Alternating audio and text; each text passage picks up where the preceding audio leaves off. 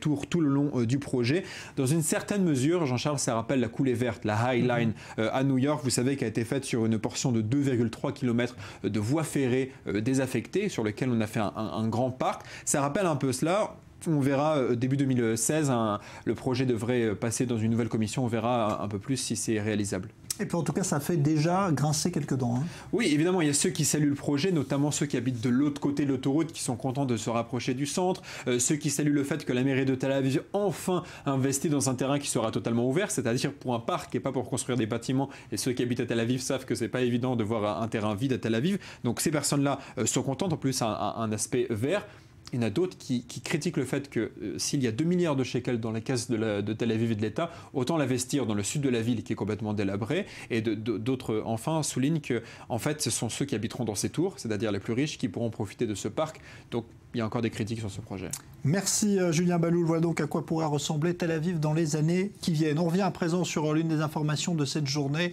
La décision donc des médecins du CHU de Reims où est soigné Vincent Lambert, qui est en état végétatif, eh bien, de ne pas mettre fin au traitement médical malgré les recommandations de la justice. On va en parler dans un instant, mais tout d'abord les réactions, celles de la mère de Vincent Lambert tout d'abord, et puis de son épouse. Elles sont évidemment d'un avis opposé.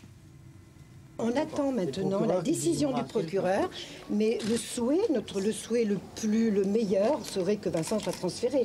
Tout le monde serait apaisé, et voilà. Et moi, je m'occuperai de mon fils. Il y a des établissements qui l'attendent, et voilà, c'est tout ce que nous espérons. Ça a été difficile de subir ce parcours judiciaire, et je pensais qu'avec la Cour européenne qui entérinait une telle décision, Vincent pouvait être enfin respecté. Je ne sais même pas si on peut avoir l'espoir que Vincent soit entendu. Alors, quand il y a un tel déchirement familial, comment les médecins doivent-ils agir? On va en parler avec bien 2 médecins qui sont avec nous. Je salue tout d'abord au téléphone depuis la France Charles Jousselin. Bonsoir, vous êtes médecin et vous présidez la SFAP, la Société française d'accompagnement et des soins palliatifs. Et puis bonsoir à vous, docteur Gilles Morali. Vous êtes médecin et vous êtes également docteur en philosophie, donc vous avez réfléchi évidemment à ces questions d'éthique. Charles Jousselin, est-ce que vous comprenez la décision des médecins à Reims ce soir? Est-ce que vous y souscrivez? Alors, je ne sais pas si j'ai à y souscrire ni à comprendre.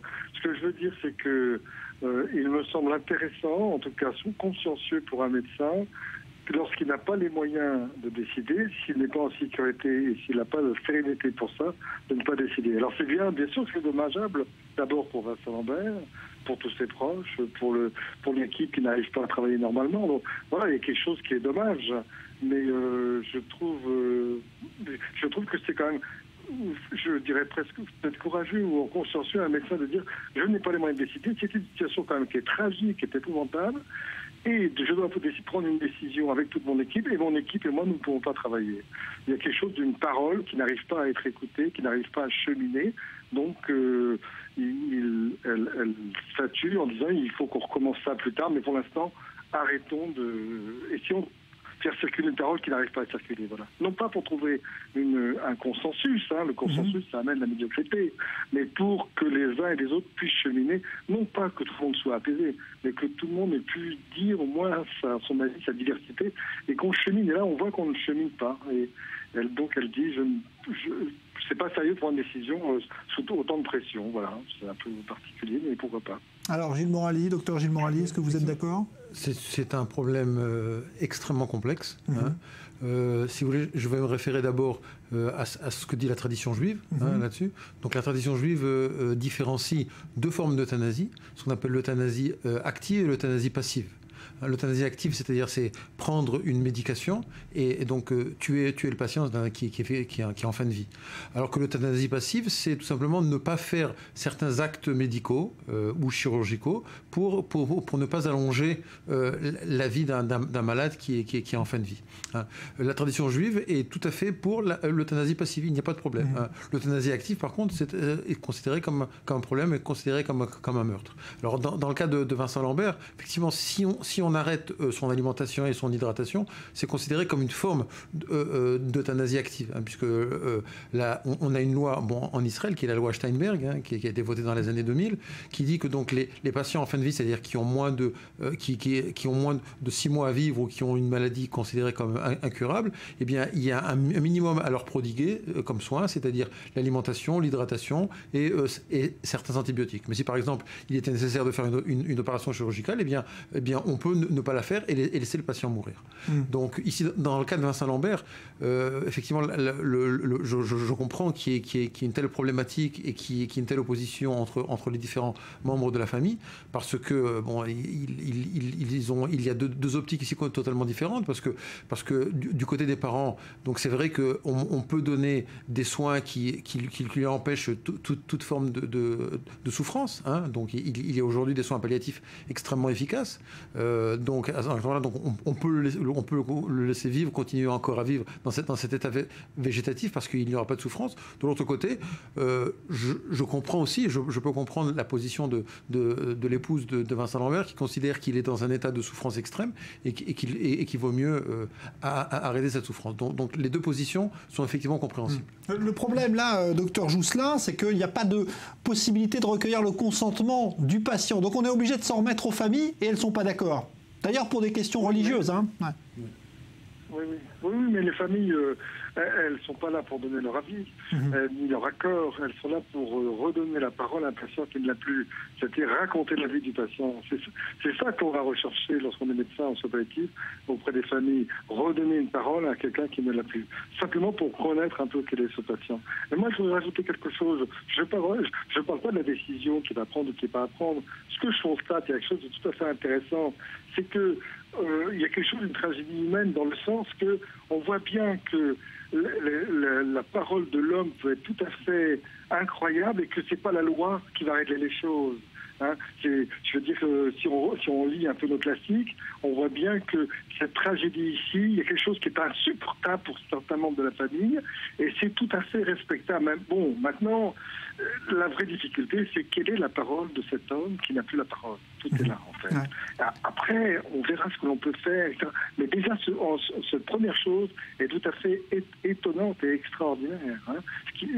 On voit bien que parfois, les lois ne règlent pas tous les problèmes des tragédies humaines, évidemment. Mais justement, l'histoire et la tragédie nous le rappellent. Quelle doit être l'attitude des médecins? Et je vous pose la question à tous les deux. Dans ce cas-là, est-ce qu'on doit privilégier l'intérêt du patient et en l'espèce, quel est l'intérêt du patient? Docteur Morali, Très difficile à déterminer quel est l'intérêt du patient. Je veux dire, effectivement. Maintenant, étant donné que le patient ne souffre pas, donc on peut comprendre qu'effectivement, on puisse prolonger sa vie, puisqu'il n'y a pas de souffrance à proprement parler. Il existe des médicaments analgésiques contre la douleur qui sont très efficaces. Donc le patient probablement ne souffre pas. Maintenant, c'est effectivement qu'il n'y a aucun pronostic à ce patient. C'est-à-dire que depuis 2008, il est en état de coma végétatif, donc il n'y a quasiment aucune chance. Il n'y a aucune chance pour que le patient se réveille. Donc pourquoi continuer une vie qui n'est pas une vie? Alors maintenant, quelle est la définition de la vie? Je veux dire, dans le judaïsme, à partir du moment où le patient respire et il a une fonction circulatoire normale, alors il est en vie, il faut tout faire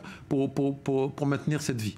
D'accord. Maintenant, effectivement, on peut dire que s'il n'y a pas de fonction intellectuelle chez ce patient, alors pourquoi continuer à vivre? C'est-à-dire, il y a ici deux optiques de la vie qui sont opposées, mais tous les deux, toutes ces deux optiques-là sont respectables. Et on peut comprendre pourquoi est-ce que la famille s'oppose, l'épouse et les parents de Vincent Lambert s'opposent. Docteur Jousselin, est-ce que pour vous, on doit prendre en compte là l'intérêt du patient dans le cas où il y a un désaccord aussi flagrant entre les familles?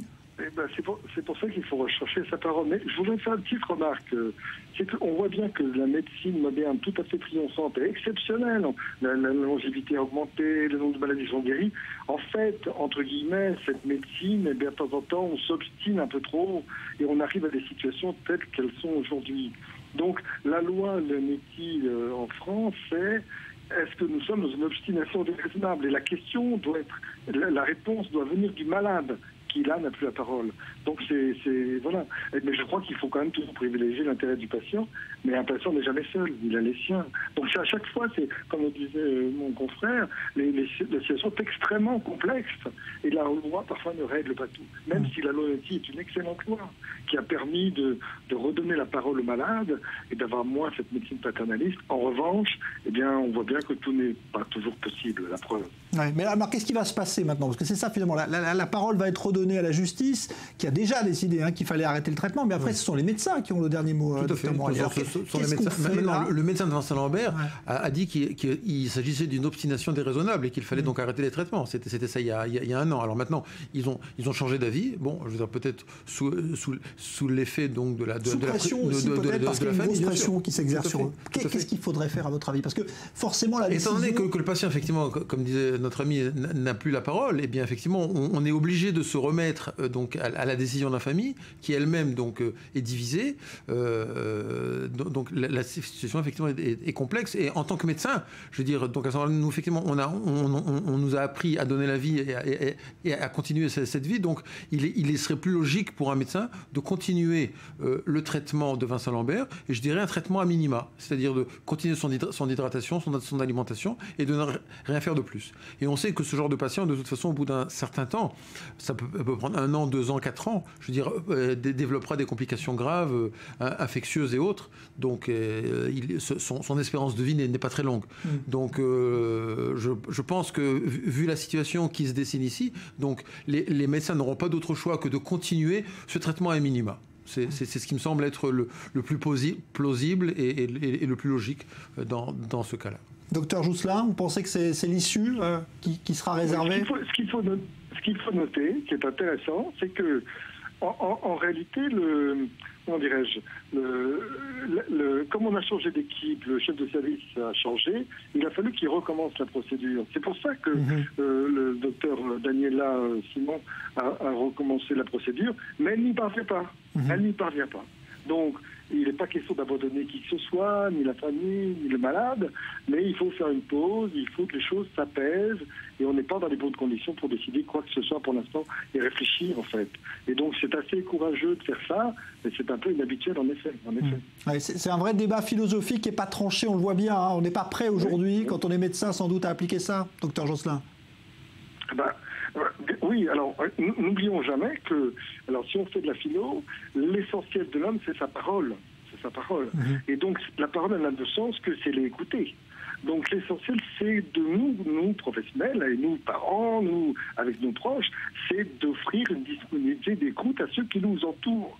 Mais on voit que cette disponibilité d'écoute, elle ne parvient pas à ce que la parole vienne à elle, et c'est pour ça que ça ne circule pas là. On est là-dedans. On est vraiment au centre de l'essentiel, au sens de l'essence de l'homme, cette parole qui n'arrive pas à se partager. Parce que la violence, elle débute souvent par la parole, mais la violence, elle commence aussi, elle s'apaise grâce à la parole.